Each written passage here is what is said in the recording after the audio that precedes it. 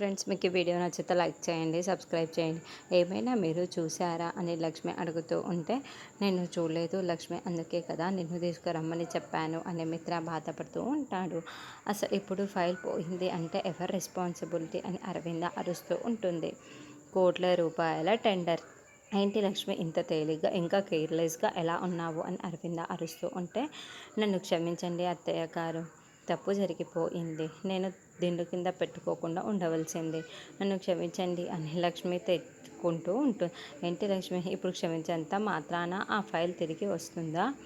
Tender కోట్ల విలువ చేసేది మనకు తిరిగి వస్తుందా? ఒకప్పుడు ఈ ఇంటికి నీ వల్ల మంచి జరుగుతుంది అని నేను ఈ ఇంటికి తీసుకొని వచ్చాను. ఇప్పుడు నీ వల్ల ఈ ఇంటికి చెడు జరుగుతుంది, ఇదంతా కూడా నీ వల్లే అని అరవింద అరుస్తూ ఉంటుంది. ఇది ఒక ప్రెస్టీజియస్ ప్రాజెక్టు. ఈ టెండర్ మనకు గనక వస్తే మిత్ర పేరు మారుమోగిపోతుంది. అంటే నీ వల్లే మిత్రకి పేరు రాకుండా అయిపోతుంది. నేను అందుకే కదా చెబుతున్నాను అని అంటూ నా కంటికి కనిపించకు లక్ష్మి, వెళ్ళిపో లక్ష్మి అని అరవింద అరుస్తూ ఉంటుంది.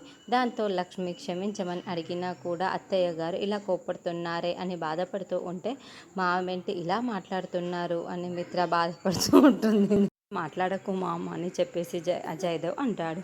ఆంటీ ఇలాగే మాట్లాడుతుంది, ఇప్పుడు లక్ష్మిని వెళ్ళిపోమ్మని చెప్పింది, ఇంకా గంటే ఏంటి ఆంటీ, గంటే ఏంటి అని మనిషి మనుషులు